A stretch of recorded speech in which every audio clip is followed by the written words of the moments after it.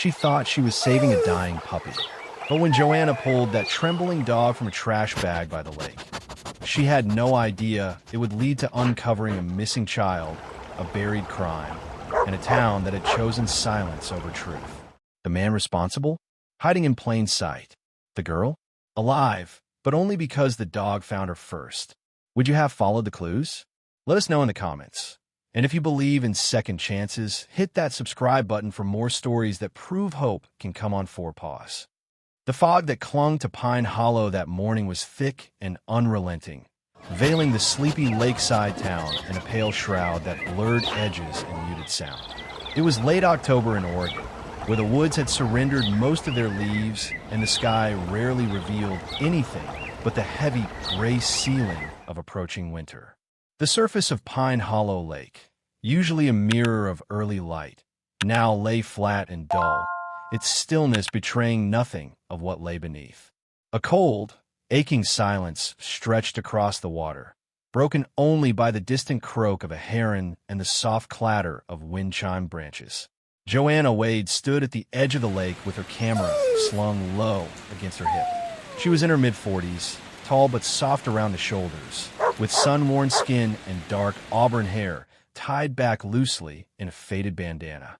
Her face was the kind that had once been described as radiant, now marked by subtle fatigue that comes not from years but from disappointment.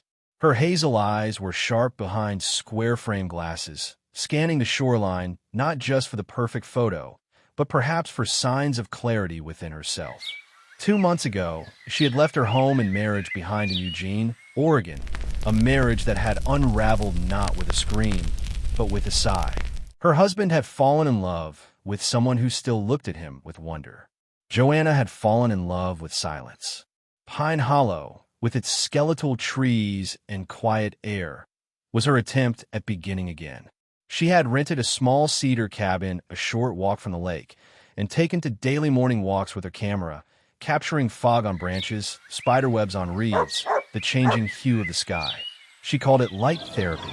But on that morning, as she crouched to frame a shot of frost crystals on a dead cattail, her breath caught, not from beauty, but from something bobbing near the reeds.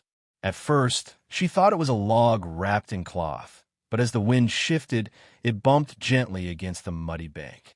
A large black garbage bag, bloated and heavy with water, twisted slowly in the reeds. Something inside shifted. Joanna's stomach twisted.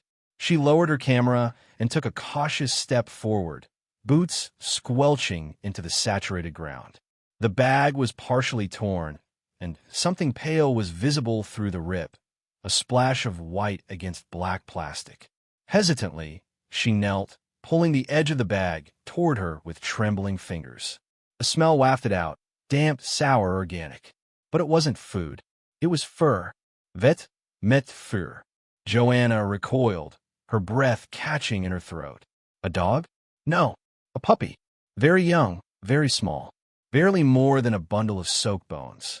Its eyes were closed, and its ribcage moved with shallow, desperate effort. A faint wheeze escaped its snout, just enough to say, "I'm still here."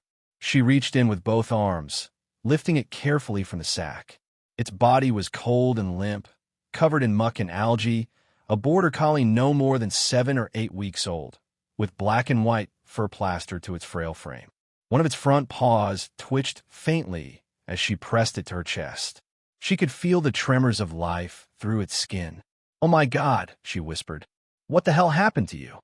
There were no tags, no collar, nothing but a tight indentation around its neck where a cord or rope might have once been. Joanna wrapped the puppy in her canvas jacket without thinking and turned, stumbling up the path toward her cabin. Her camera swung wildly at her side, forgotten. The shot would have to wait. This wasn't about light or shadow or exposure. This was about mercy.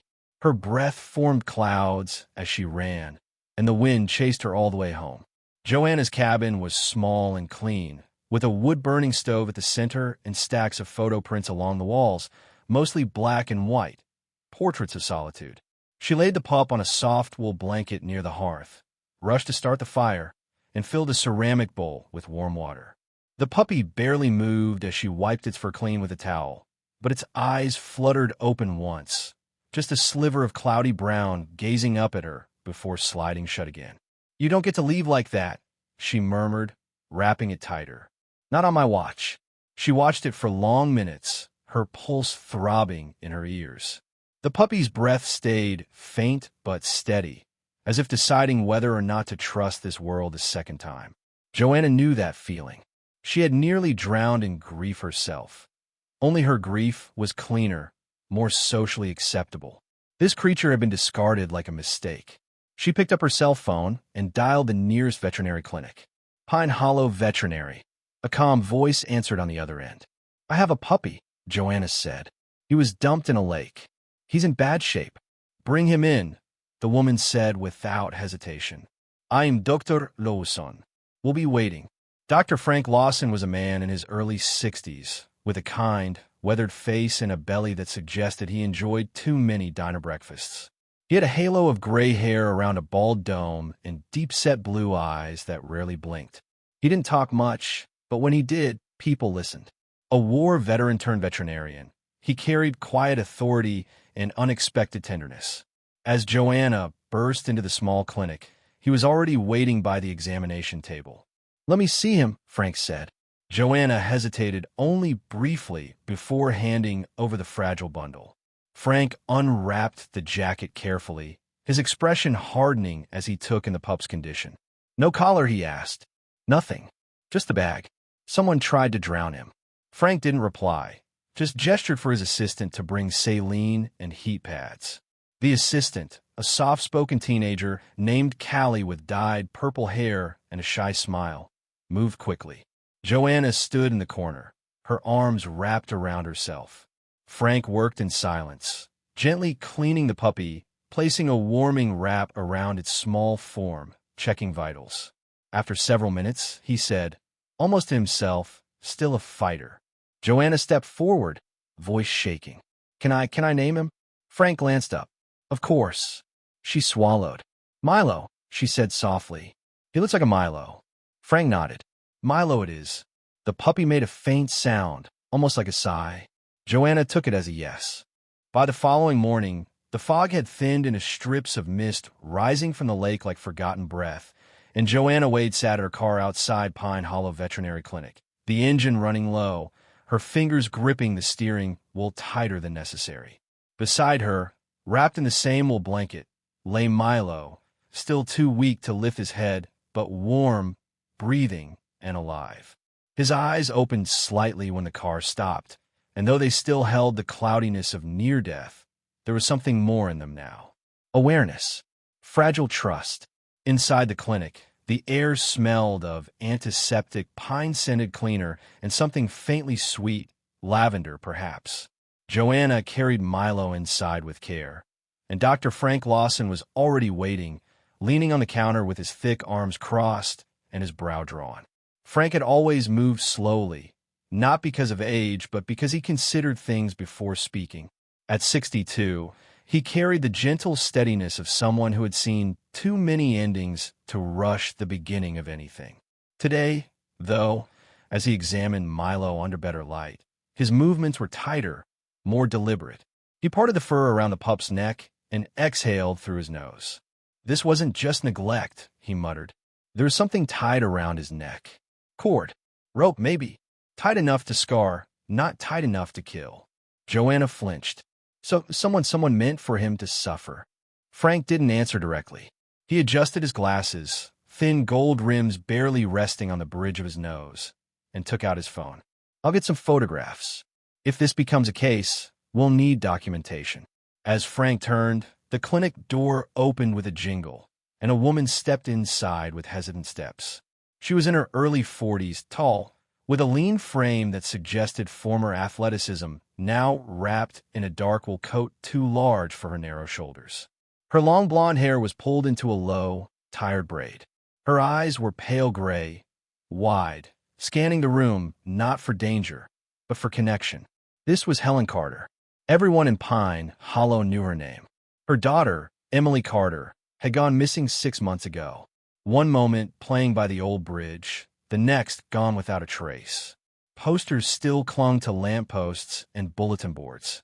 Helen's face had become familiar in the weekly town meetings, always standing in the back, silent, as though her voice might break something sacred if it escaped. Helen spotted Milo in Joanna's arms and stopped mid-step. "That's him." Her voice was soft, a rasp from nights spent speaking only to memory. Joanna nodded. Frank gave her a quiet look, then introduced them. Joanna Wade. Helen Carter. Helen stepped closer. She didn't reach for the dog. She only looked carefully, eyes resting on the indentation around Milo's neck, on the dirt still caught in the fur between his toes. Her jaw tightened. "I saw the notice Frank put up last night. About the puppy. I had to come." "I didn't expect," Joanna began. "I didn't either," Helen interrupted gently. "But when my daughter disappeared, the sheriff asked the town to report anything unusual. People, places, objects. No one thought to mention animals." Joanna's heart thudded. "You think there's a connection?" Helen shrugged, but her eyes didn't move from Milo. "Maybe not. But if someone could do this to a dog, they might have practiced somewhere." Frank cleared his throat and handed Helen a set of photos. Milo's injuries, the rope mark, the torn bag Joanna had found. "I sent a copy to Sheriff Donahue this morning," he said. "But it'd help if you reported it too." Helen's fingers trembled slightly as she took the photos. She didn't speak. Joanna didn't press. After Helen left, Joanna stayed, watching Milo rest under the clinic's heat lamp. She knew the thought might sound crazy to others, but she had grown up around horses and dogs. She understood animals didn't flinch without reason. Milo had not just been discarded. He had been discarded deliberately. Joanna spent the afternoon researching, first online, then later wandering downtown Pine Hollow. She stopped at Larkspur's Cafe, where townsfolk gathered not just for coffee but for gossip and complaints. The cafe was warm and cluttered with mismatched chairs, and the scent of cinnamon and old wood hung in the air. At the counter stood Sam Pollard, the owner, an older man with a thick white beard and a faded marine tattoo on his forearm. Gruff but fair, Sam had served everyone from college students to truckers. Joanna ordered tea, but more importantly, she asked Sam a question. "Anyone come through town in the past few weeks? Someone new? Someone strange?"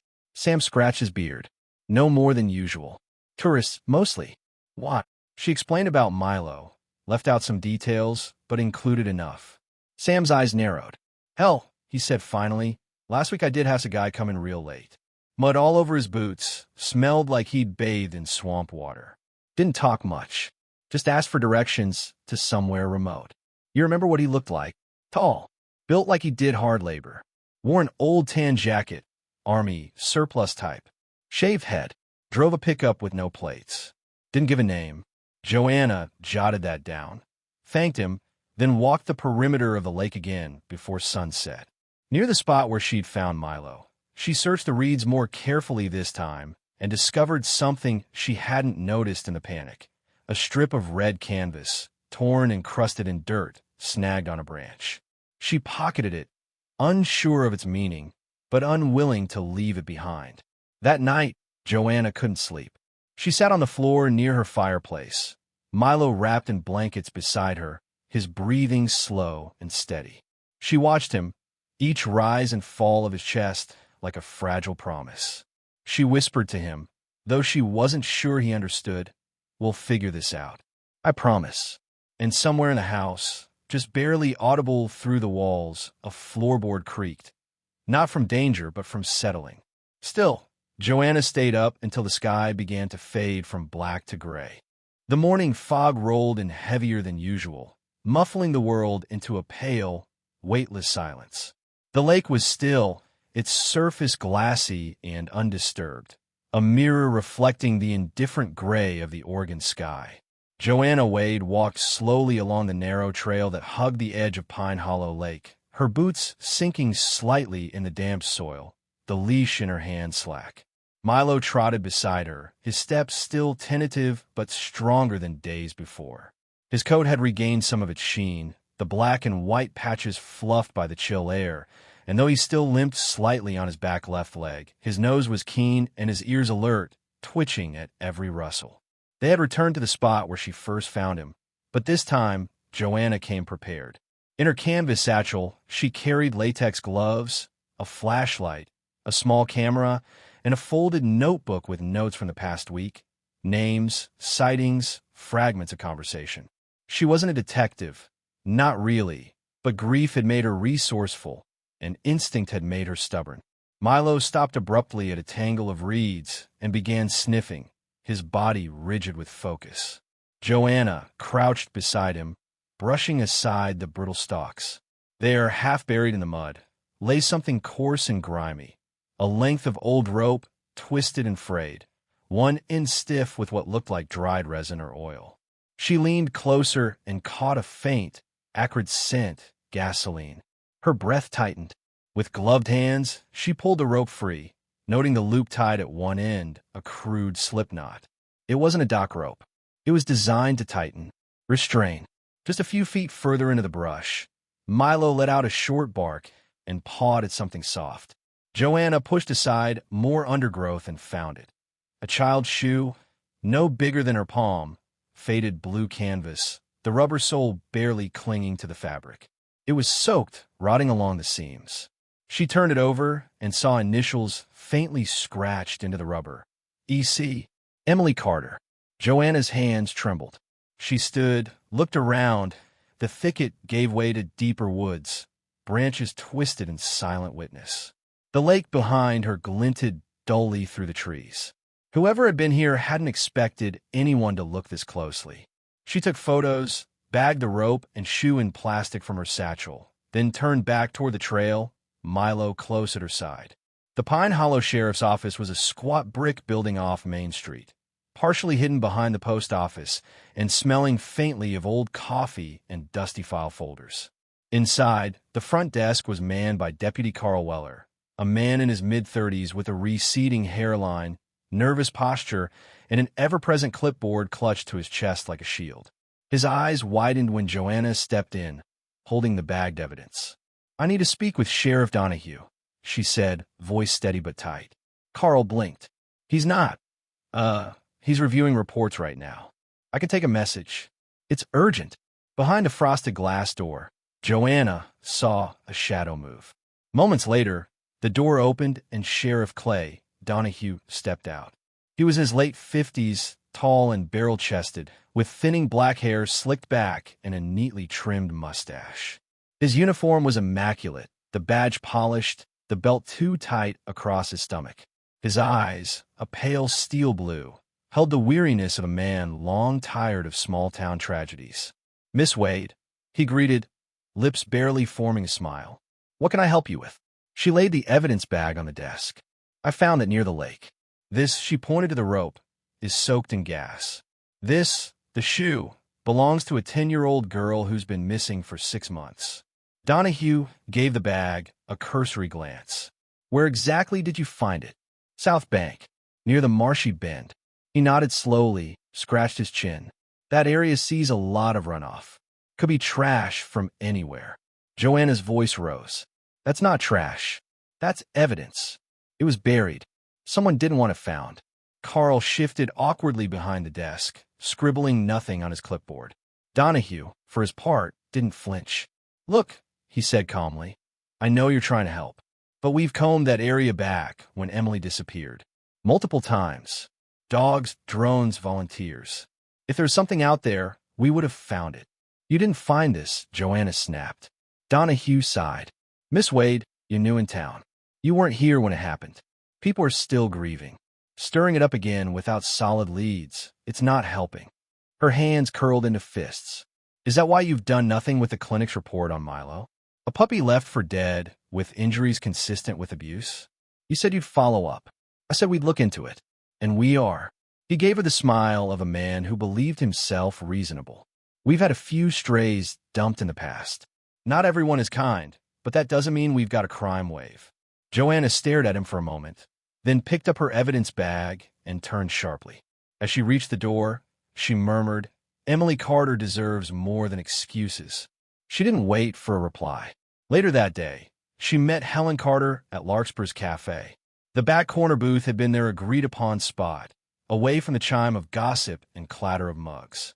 Helen arrived wrapped in a deep burgundy shawl, eyes ringed with sleepless circles, her expression unreadable. Joanna placed the evidence bag on the table. Helen looked at the shoe. She didn't cry. Her fingers simply touched the canvas, lightly, like it might shatter. "That's hers," she said. "I bought them at the farmer's market. They were handmade." Joanna told her everything. The rope, the gas smell, the sheriff's indifference. Helen sat back, silent. Then she said, "They don't want to find her. They want it over." Easier to pretend she wandered off or was taken by someone passing through. Joanna hesitated. "What if we don't let them?" Helen met her eyes. "Then we find out who buried my daughter's truth." The morning sun cast a strange, pale glow over Pine Hollow, breaking through the fog in hesitant beams, as though unsure it belonged. Joanna Wade stood at the edge of the lake, fingers clenched in her coat pockets, watching the dark surface ripple gently beneath the wind. Behind her, the gravel crunched softly under approaching footsteps. Dr. Frank Lawson, moving slowly but deliberately, a thick fleece jacket zipped up to his neck and a beat-up thermos in one hand. "I brought coffee," he said gruffly, handing it over. Joanna took it, grateful. "Any word from Helen?" Frank nodded toward the trail behind him. "She's bringing the drone, and someone to help fly it." Joanna raised an eyebrow. Her niece, Sarah, works in forestry tech up in Klamath Falls. Drives one of those ugly green Jeeps. Minutes later, the distant rumble of tires on gravel marked the arrival of a boxy, mud-caked Jeep Wrangler. It came to a slow stop near the clearing, and the driver stepped out, a woman in her early 30s, tall and lean, dressed in olive cargo pants and a heavy flannel-lined jacket. Sarah Linwood had long, tightly braided brown hair, streaked with faint traces of sun-bleached gold. Her face was angular, weather-touched, and her eyes were sharp behind a pair of mirrored sunglasses. When she removed them, her gaze was direct and unapologetic. "You must be Joanna," she said, offering a firm handshake. Her voice had a quiet confidence, calm and unhurried. "And you're the niece Helen warned me about," Joanna replied with a dry smile. Sarah smirked. "I take that as a compliment." Helen followed from the passenger seat, her expression tense but determined. She carried a sturdy plastic case with foam padding. Inside, a compact drone equipped with thermal imaging and waterproof housing. They moved together along the shoreline, Milo trailing beside Joanna, alert and quiet.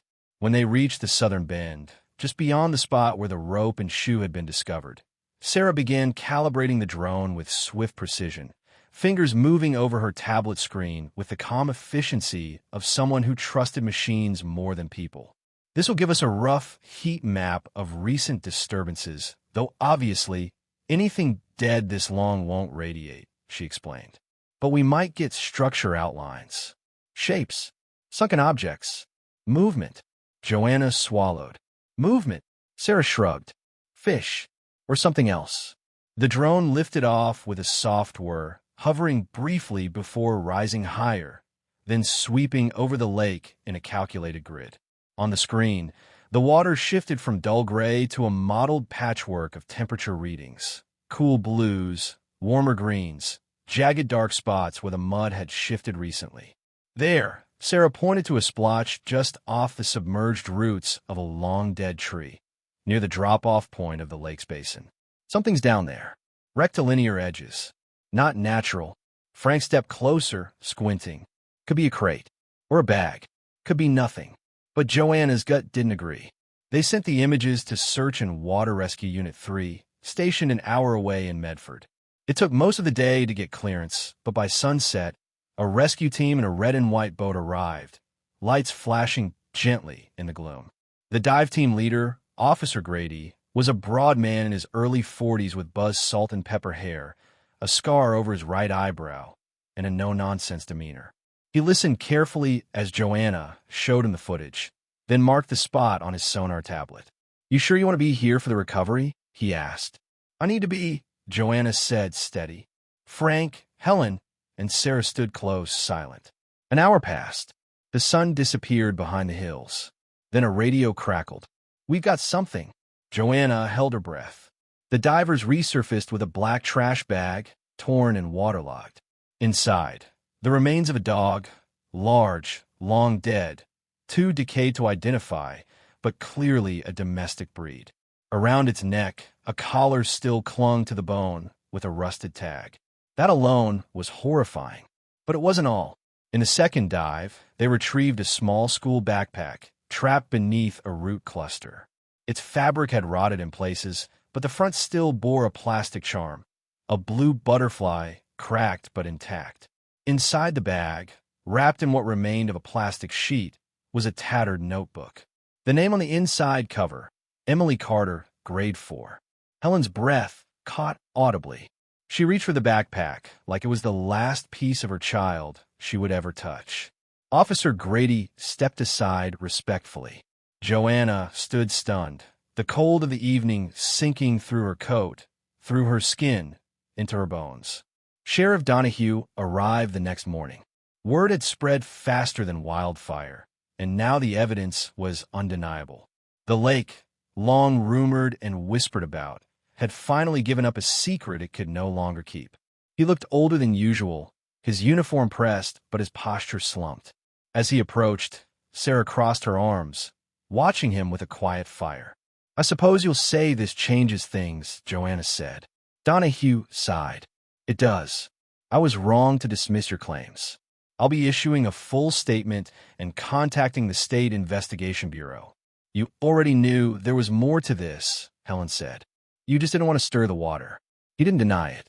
Some things in this town, people have long memories, long debts, and longer silences. "Who are you protecting?" Joanna asked. Donahue looked at her, then at Milo, sitting by her feet, his head tilted toward the lake. "Maybe we've all been protecting the wrong people," he said quietly. That afternoon, Sarah brought over copies of the drone footage, and Helen placed Emily's backpack in a sealed evidence locker, her hands trembling slightly. Joanna returned home with Milo curled in her passenger seat. As she passed the post office, she saw people whispering, pointing, some with sympathy, some with unease. Inside her cabin, she sat on the floor, staring at the flickering firelight. Her mind churned with questions, not just about what they had found, but about the town itself. Someone had known, someone had seen, and someone still had something to hide. And the more she thought about it, the more she remembered one thing Frank had said that now echoed like a warning. The lake doesn't forget, Joanna. It just waits. It had been 4 days since the discovery at the lake, and Pine Hollow had grown quieter in a way that didn't feel like peace. Conversations were shorter. Doors closed faster. The town was holding its breath again, just like it had 6 months ago. Only this time, someone was pulling on the thread. Joanna Wade sat in the back booth of Larkspur's Cafe, her notebook open, pen tapping against the paper. The fire in the hearth crackled lazily behind her. Milo lay curled at her feet, his eyes half-lidded, but his ears flicking with every creak of the floor.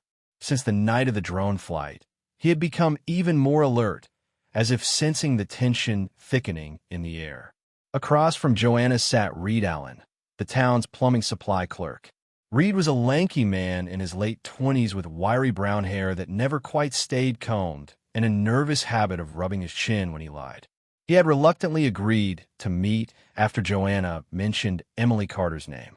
"I'm not saying I know anything," Reed said, voice low, eyes darting. "But there was a guy, a drifter maybe, worked some jobs last spring." Joanna leaned forward. "What kind of jobs?" "Repairs. Plumbing mostly. Some septic, too. Didn't work through the store, just did cash work around town. Name was Gary. Gary Kessler." Her pen stopped. "And where is he now?" Reed glanced around. "No clue. Stayed in that trailer outside the mill road curve for a while. Left around the time Emily vanished." Joanna's pulse quickened. "You didn't tell anyone this before?" Reed looked down. Didn't think it mattered. Sheriff Donahue wasn't asking the right questions. Joanna stood up, thanked him, and left a $10 bill on the table. Milo rose silently beside her.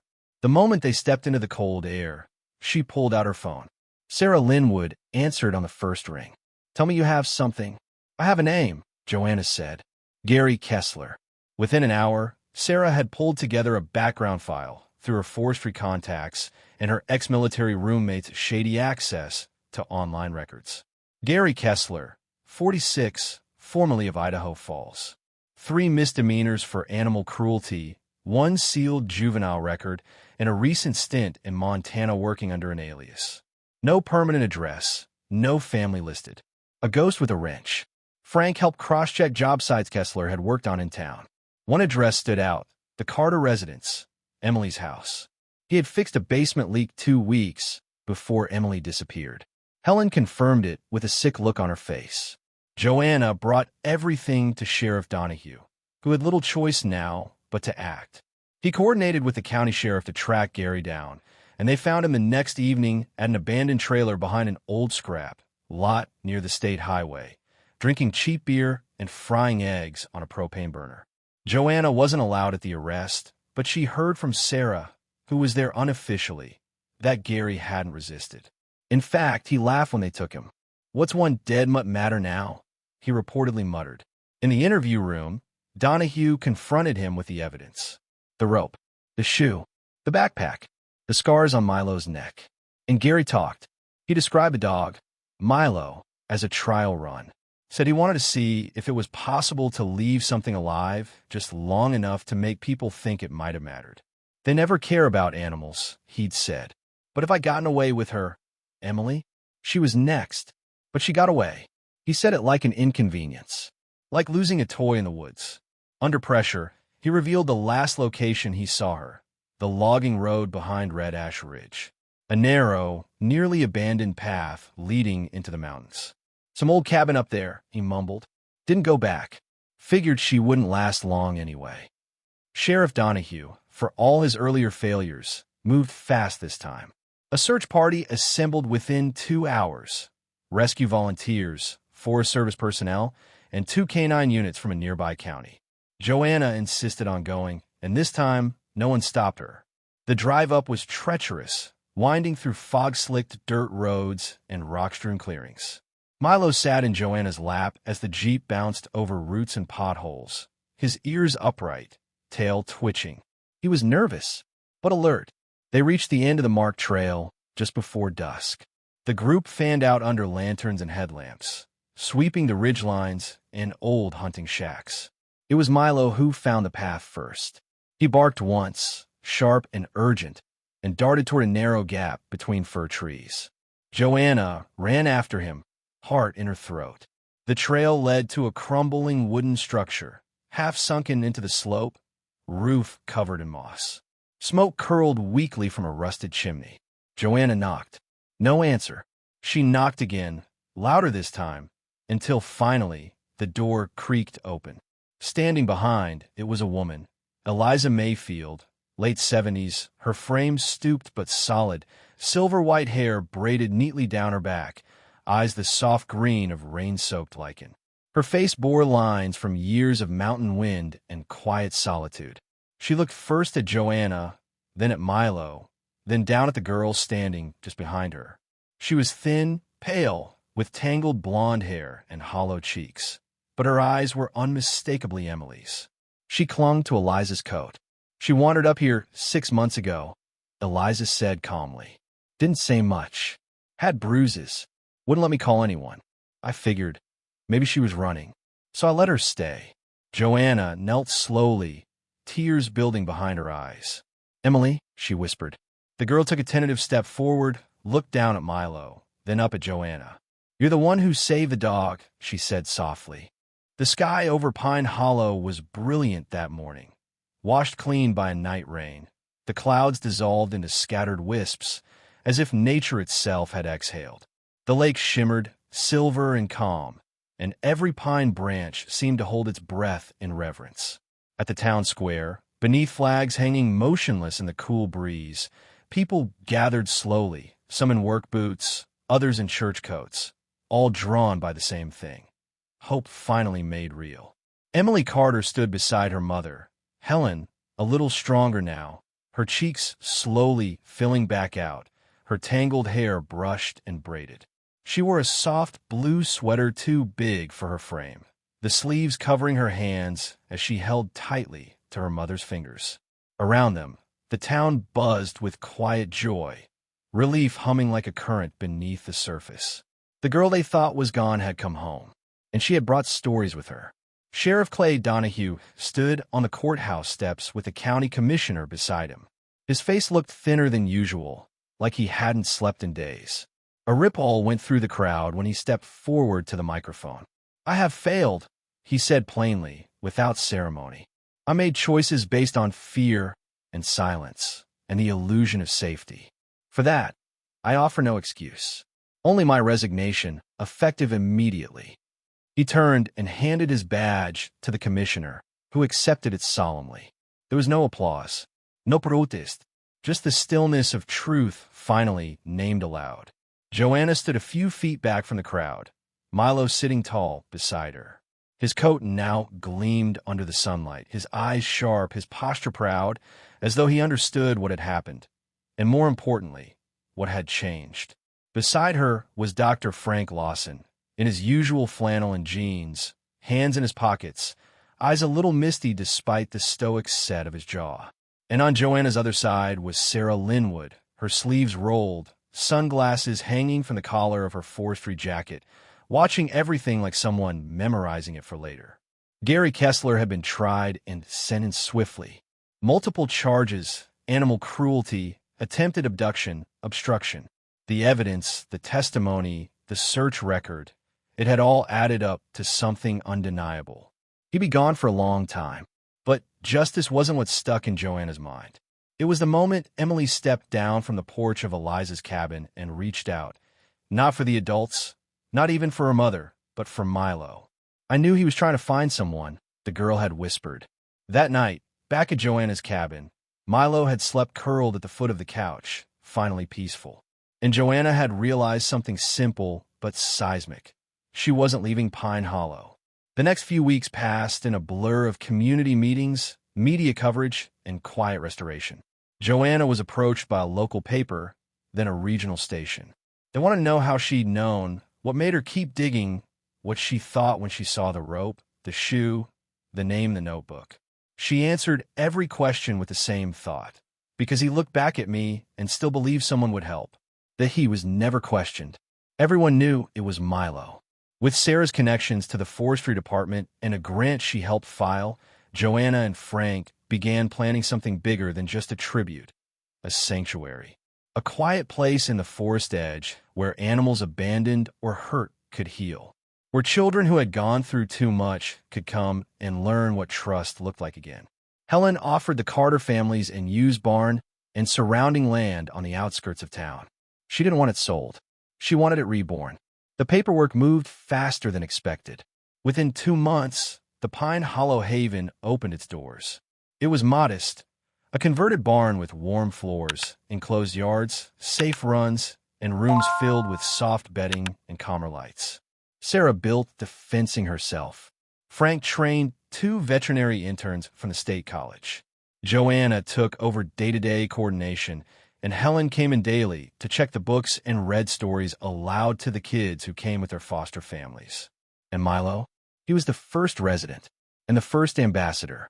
He wore a light green bandana with his name stitched in gold thread. He greeted each new animal, sniffed each child's hand, and curled up at the feet of those who needed the kind of comfort no words could offer. He had become something more than a survivor. He had become a symbol. People sent letters, donations. One family from Idaho drove across state lines to bring a rescued shepherd mix they found abandoned near a truck stop. They had heard about Milo on the news. It was during the first snowfall that Joanna stood out near the paddock and watched Milo chase falling flakes like a puppy again. Frank walked up beside her, thermos in hand, eyes crinkled in the corners. "He's doing good work," he said, nodding toward the dog. "So are you," Joanna replied. Frank smiled, then nudged her shoulder. "You think you saved him, but that pup pulled you out of something too." Joanna didn't deny it. She looked toward the barn where Helen was helping a boy place food in a trough for 2 new goats. The laughter that echoed through the yard sounded like spring in the middle of winter. Emily Carter visited every weekend. She didn't talk about the cabin often or what she'd seen, but she hugged Milo every time, her hands still small, her grip tight. One evening, after closing, Joanna found a note tucked into Milo's bed. In the careful handwriting of a 10-year-old, it read, "I was scared, but he wasn't. He came looking for me when no one else did. Tell him I remember." Joanna folded the note, placed it in a tin on the shelf above her desk, and sat beside Milo, scratching the soft fur behind his ears. "You're not just a dog," she whispered. "You're a beginning. Sometimes, the smallest lives lead us to the greatest truths." Milo was just a puppy, abandoned, broken, forgotten, but his courage helped bring a lost child home and reminded a town how to care again. In our own lives, we often overlook what seems small: a quiet cry, a stranger's pain, an animal in need. But maybe those moments are where miracles begin. If this story touched your heart, share it with someone who still believes in second chances. Leave a comment with amen if you're praying for every soul still waiting to be found. And don't forget to subscribe for more true stories of hope, healing, and unexpected heroes. May God bless every one of you watching.